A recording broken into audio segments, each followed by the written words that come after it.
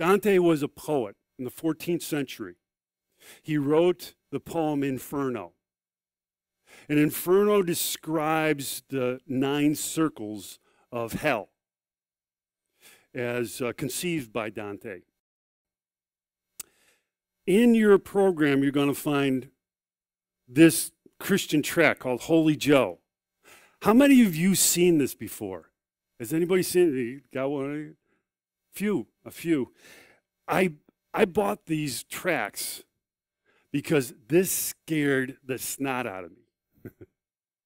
It scared I think I was like 10 years old when I first came into contact with this. And what Holy Joe did was it gave me an understanding that I was destined for hell. And I conceived of hell much in the same way as Dante conceived in hell, a place where we have eternal torment. What we're going to talk about today is, why would a loving, gracious, good, merciful God sentence people to hell? Now, one point that I really want to offer to you, it's an important point to keep in mind, and that is hell and heaven are, the very definition of hell and heaven are defined by God's presence. How many in the last couple of months have heard about these Syrian Christians who have been displaced in all the trials and the torments they've had because of ISIS, right? Those Syrian Christians have a very different conception of salvation from hell than you do or I do. The reason being, there's one man, Augustine of Hippo. St. Augustine was a 4th century theologian, extremely influential in Western Christianity. What he did was he described salvation in jurisdictional terms. In other words, God is the judge, and you and I are guilty of sin. We are sentenced to hell. All these are jurisdictional terms. Jesus would be our lawyer. Jesus is the one who actually took the penalty of guilt for us. That's the way we conceive it. That's because that's the way that Augustine of Hippo conceived salvation. But the Eastern Christians, those would be in the Eastern Orthodox Church, whether it's the Greek Orthodox or the Russian Orthodox or the Syrian Orthodox Church, they conceive it as relational. In the beginning, Adam and Eve had a relationship with God. There was a love relationship back and forth, and that was broken. Adam and Eve said, you know what, I'm not really feeling it hanging out with you today, God. I'm just going to go my own way. I'm going to do my own thing. And all of history has been God reaching out to humanity, the descendants of Adam and Eve, trying to develop a relationship with them. Okay? And the most profound way that he reached out was his very son, Jesus of Nazareth, who came to just explain to people that the Father loved them and he wants a relationship with him. And that those who believe in the Son as being the representative of the Father and the love of the Father displayed in the Son, those who believe in that can have a relationship with God. That's the way that the Eastern Christians believe or conceive of salvation. So consequently, heaven is a place where you have the presence of God. Hell is the place where there's no presence of God. So how many of you believe in heaven and hell? That's most of you. You got faith in hell. Kind of, sort, right? Well, last year in a CBS poll of Americans, 2/3 of Americans believed in heaven and hell. And what drives this belief system in heaven and hell? Well, it's an exclusivist mindset where this whole business of some people are going to be excluded from heaven, going to hell. Okay? Now, in the same poll, 11% of Americans believe that in heaven alone. There's only heaven, there's no hell. And what drives this mindset is this universalist philosophy. Everybody's going to eventually get to heaven, is the mindset of that, all right? And then 17% in this poll believe in neither heaven nor hell. Now, there's a number of different philosophies that can work their way towards this mindset, but I offer to you this philosophy, an annihilationist philosophy. An annihilationist believes that upon our physical death, that we just cease to exist. There's just like zip, poof, nothing. Okay? So let's drill down into the numbers a little bit, all right? 28% of Americans don't believe in hell. 28%. Over a quarter of America does not believe in hell. Now, obviously, there's this certain amount of, there's a certain percentage of Americans that don't believe in God. They're atheists, and consequently, they don't believe in heaven and hell and so on and so forth. But for those who believe in God, but don't necessarily believe in hell, what drives that?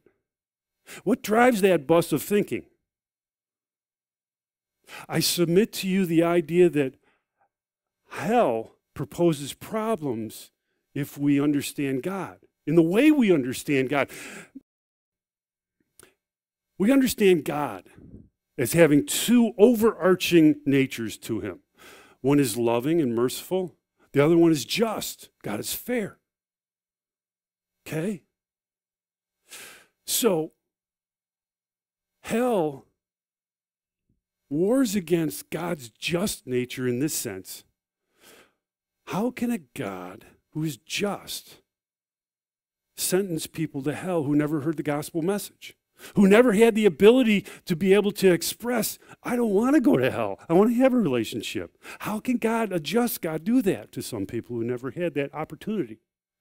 It wars against God's merciful nature in the sense that how can God sentence people to hell? A place described as a lake of fire in Revelation. How can he sentence people to hell forever? How many of you have been burned? I got burned. How would you like to be burned forever? That's a buzzkill, huh? Say the very least, right? So how can that take place? Who can tell me really fast? Make it 3 minutes or less. We'll give you the...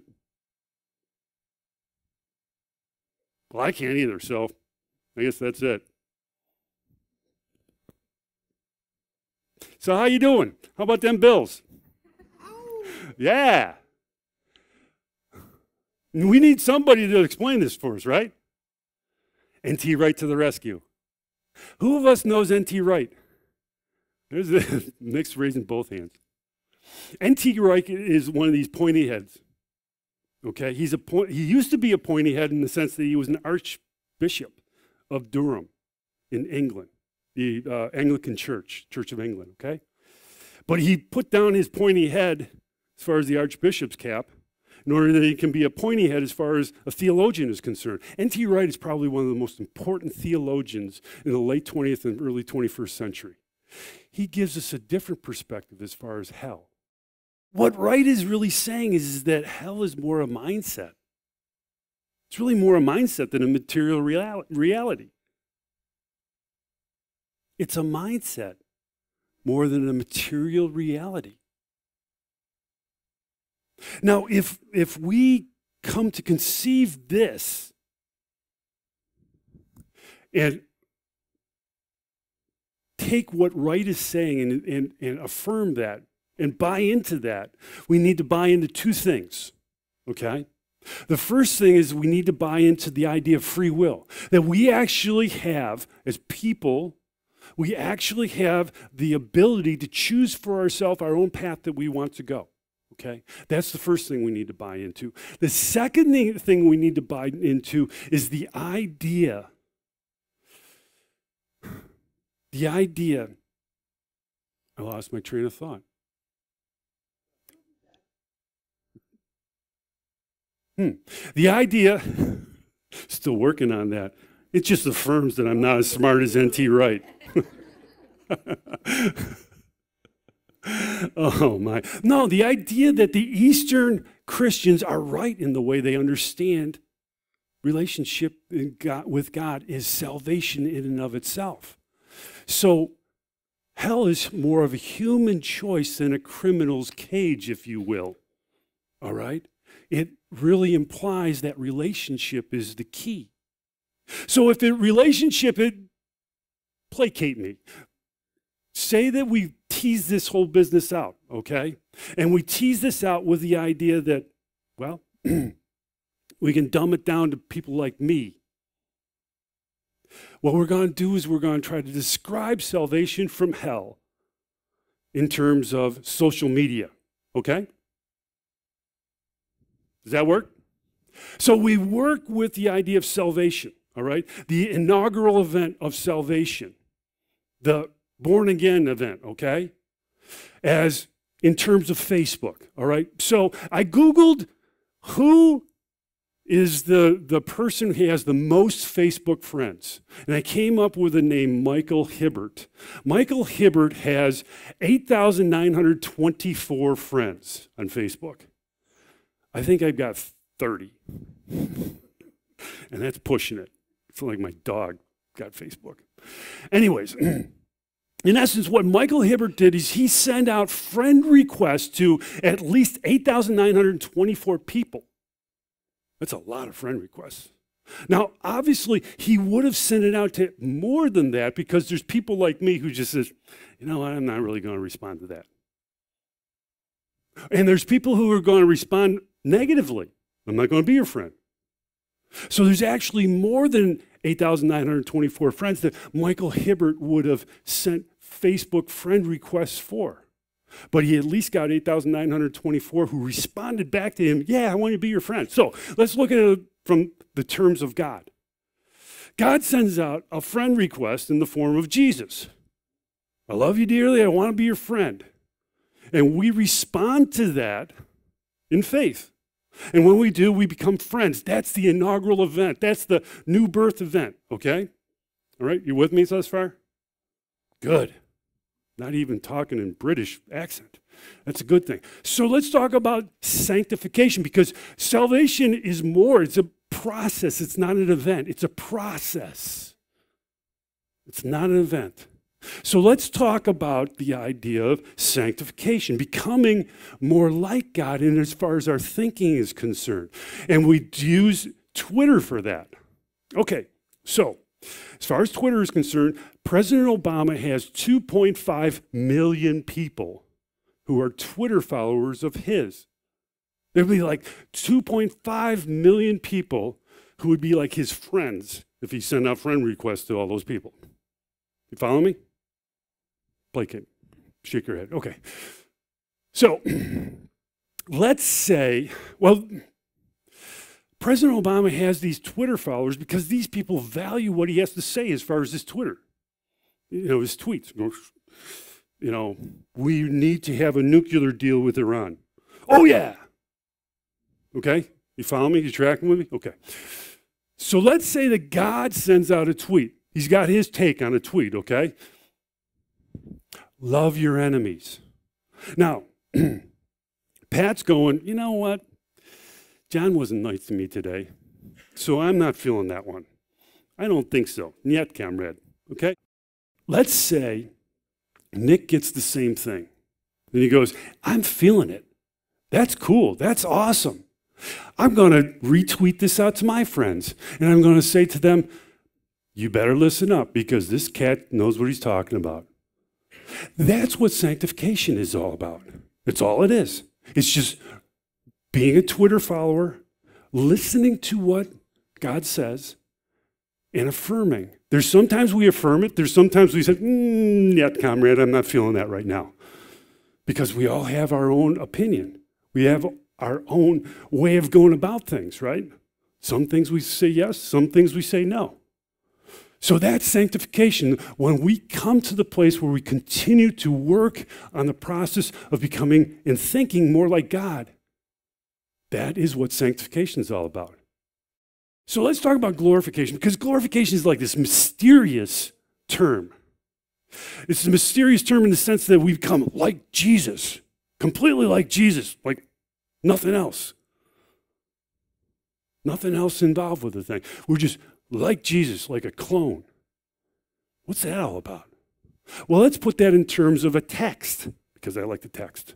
So let's put it in terms of a text. God texts you. It says, I love you dearly.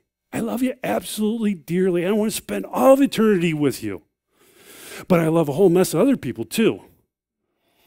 And we got to all get along. We all got to get along together.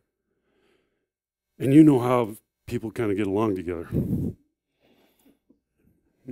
Yet, comrade. But the good news is that I got a plan. I got a plan on how we can get along together. But you got to be willing to follow me and follow that plan 100%. Will you do it? And you send a sideways smiley face. Yeah, I'm feeling that. Does that make it a little bit easier to understand? Maybe? Yeah. Really what it boils down to is this whole premise that it's choices. Salvation from hell is a choice that we make. C.S. Lewis described this whole business in this book, The Great Divorce. Let me just give you a really super brief overview of The Great Divorce. The Great Divorce describes this bus trip, okay? There's these folks, these spirits, these ghosts, who take a bus trip from the outskirts of hell up to the outskirts of heaven. They see, wow, what a beautiful landscape.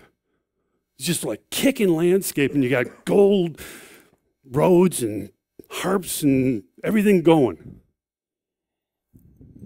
And right at the end of the bus trip, all those ghosts are given the option. You want to stay here or you want to go back to where you were? And just about all of them said, nah, I want to go back to where I was. Why? Why? You got like gold asphalt. Even the pavers get a lot of dough. What's up with that? Why would they want to do that? Well, Lewis explains it in that quote. There are only two kinds of people in the end. Those who say to God, thy will be done. I want to do what you want me to do. I want to go along with what you have so that I can live with everybody else and live in a way you desire. And in those people that God says to them, thy will be done. It's breaking my heart, but thy will be done. You can have it your way. You can do whatever you want. See, hell is just a place where we can have it our way. We can rock the Burger King. No pickles, no secret sauce, whatever it might be. You can do whatever you want. You don't have to worry about God because God's not there. But, and this is our takeaway, you need to contend with everybody else who wants to do the same thing. Can you say conflict? You know, the one thing that N.T. Wright said that's absolutely amazing, his profound statement, is this idea that we, at very least, have a preview of what it is to live in heaven or live in hell here, right now. I think he's right. I think he's right because that's the only way that I can answer the question, why would a mother cover up the murder of her daughter? How many have read Baby Bella? Baby Bella is this 2.5-year-old who washed up on the shores of Boston Harbor. That was back in late June. The police didn't know who she was and what to make of the reason why she washed up onto the shores. How did she die? They only found out towards the end of this week. This past week, excuse me. according to the way the police understand it, that the boyfriend of baby Bella's mother slugged her 5 times. Maybe baby Bella was crying too much. He wasn't feeling it. I'll shut the kid up. I don't know how to shut the kid up. Boom. And the mother, rather than defend her daughter, she tries to hide the murder because she wants her boyfriend. That's the only way that I can answer that question. Why would a mother do that? Flip side, because I don't want to leave you too awfully down. I think heaven's here as well, because there's another story in the news this week. Those 3 guys who stopped the terrorists on the terrorist on the train. This dude who had an AK or something along those lines and was going to kill a whole boatload of people on that train. These 3 guys just basically said, you know what? We got to stop this. They risked their lives in order that they might save the lives of other people. That's the only way you can explain heaven and hell here. It's choices. How about if you pray with me, please? Father, we're thankful. We're thankful because if indeed this idea that you give us choice and that salvation from hell is all about relationship, we're thankful that you give us that choice and that you constantly hold your hand out to us, because that speaks to the love that you have for us. It speaks to the justice that is you. Everybody gets a fair shot at it. Everybody who can conceive of your goodness gets a fair shot at it. Father, there's some who get all the benefits that might be associated with knowing the gospel and hearing it repeatedly. There's others who don't quite get so much. Father, I pray that for all those who know the benefits of having a relationship with you, of being able to experience at least a dress rehearsal of heaven here,